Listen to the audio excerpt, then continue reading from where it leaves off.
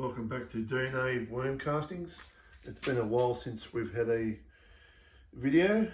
It's been a long task to get these worms breeding during winter, but we're getting there slowly, and while our little life's little catch me ups like work and stuff like that.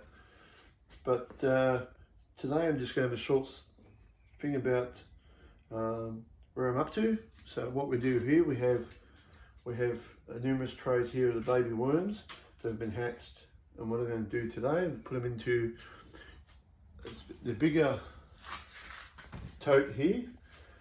And if you have a look in here, this is where we're going to put them to grow out. There's no hurry for them to be used again for a while. The future growers, to try to make my small business bigger. So today I'm just going to show you a couple of little things. We're going to not sift them, put them in the pile, use a light treatment, and then rebed them later on in the video. So at the moment I'm just going to show you some of the little worms that I've got, red wrigglers. We have a look down here and we'll see if we can find some. They are very small at this present time. There's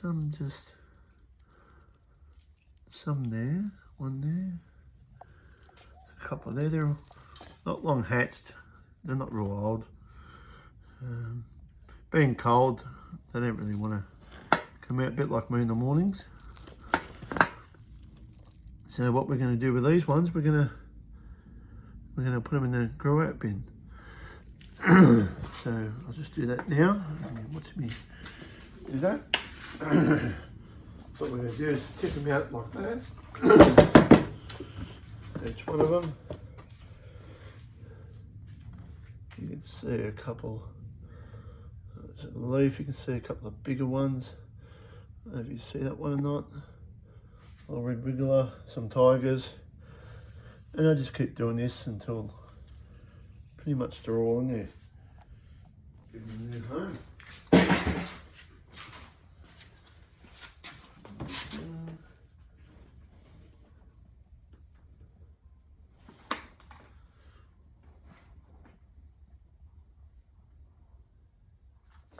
Just keep tipping that out there.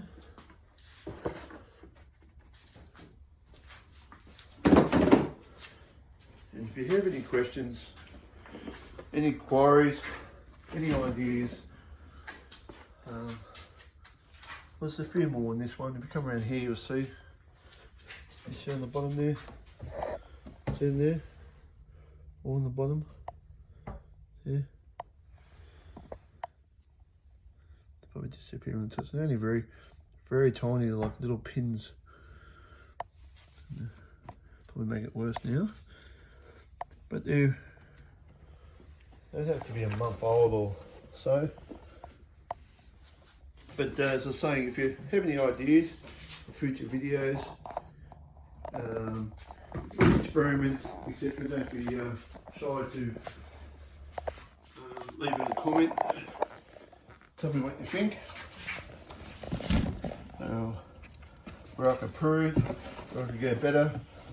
More ideas the better. Nobody's an expert. We're all learning. There's a good one, a couple of good, better ones. Probably the same one. There's one there. There's a couple there. Some are hatched earlier than others. They're all different dates. As I said, being so cold, it's been very hard to keep update. So they can come out here and grow for a bit. Probably my future breeders, I'd say. Say buy them all, because as you know, it's not much. It's very hard to buy some, especially the amount we buy. Now this is the bigger bed. We may find more in here. Let's have a look. You do get, then you do get the stragglers, the mum. You get the bigger ones. There's more in this one. They hatch a little bit better for some reason. Closer to the window, a bit more warmer. So we just spread that out. So they'll go down with the light. You may find there's a couple there on top there. There's a couple just in there. See them getting in there, they're good size. You see them all down here. This one was a good batch, they hatched very good. I'd say, saying again, they're closer to the window, to the light. They are in a shed. But it comes down to light, I'd say. Alright, so that's all the babies. That's all the babies done. Alright. So just over here, we've got containers here with the breeders in them. So I've got them here, and as you can see, I've got them stacked everywhere here behind me. Now I've got these ones on a heat mat. You'll see a heat mat there, small heat mat, head full of growing seedlings. Okay, it's a heat mat, 25 watt, it's double insulation, etc. Now the idea of this is to get the worms warmer and having more eggs, or you can put the eggs on there, put the eggs on the containers and keep them warm, and the hatch rate will go up because it's a little bit colder here.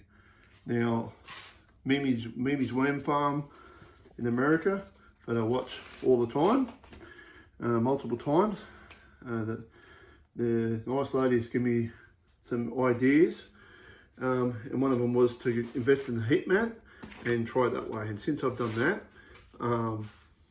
I seem to be laying more eggs. They're still very hard to see, the eggs, but they're multiplying a lot better. So that's what that's there for at the present time. So I'll just pack this away at the moment. So here, wherever we go.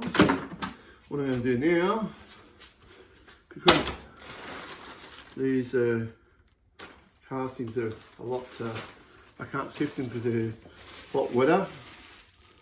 I have them a lot wetter. So the worms are breed. Normally I have them a lot drier, where I wring them out, and they go for sifter better. But now I'm trying the breeding side of worms. So let's see if that was an egg, maybe not. The breeding side of things, a little bit wetter.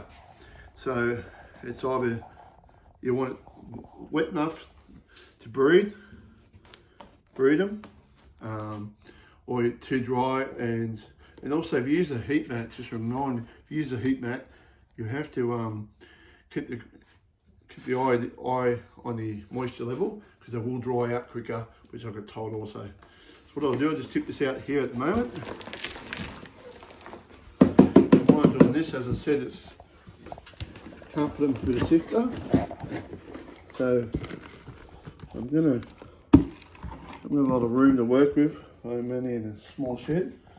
But as you can see, the worms, the breeders and that, nice and fat. A little bit cold to touch, some of them. Some of them are bigger ones, bed wrigglers and etc.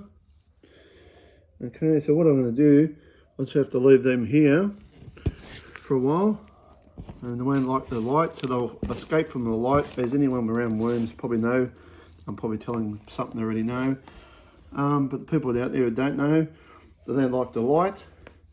So what they do, they'll escape from the light, they'll go down, and little bit by little bit I'll come along and I'll move the horse manure, aged horse manure and sticks and leaves off them.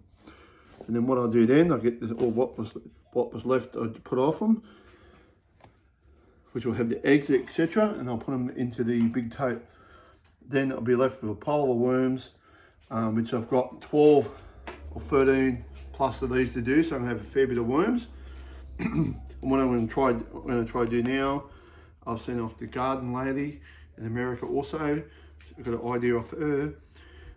They say roughly a square foot should be about 1,000 worms if you really want to do it the proper way. So I'm going to try that. I don't know how many I got here. I think maybe a couple of hundred.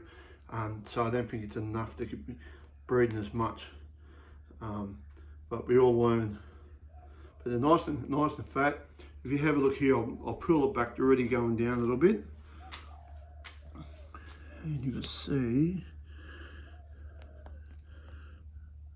not good actors for me. So what they'll do, they'll all go to the bottom. They're nice and warm at the moment. So yes, so we've done that. As I said, any comments? And just a quick hello to OJ. I think his name's OJ in America. I think it's Green Thumbs or something. There's a lot of videos. I watch all the worm videos I can to get education. And it'd be good to get a comment back. And then we'll see how we go from there. I'll come back later when these worms are down and I'll show you how I put the aged horse manure and paper. Try to keep it cheap and take it from there and rinse and repeat. And as I say, thank you again for going on my channel. I try to make them short as I can because I'm a natural talker. So anyone that knows me knows that. We'll take it from there. And thank you again.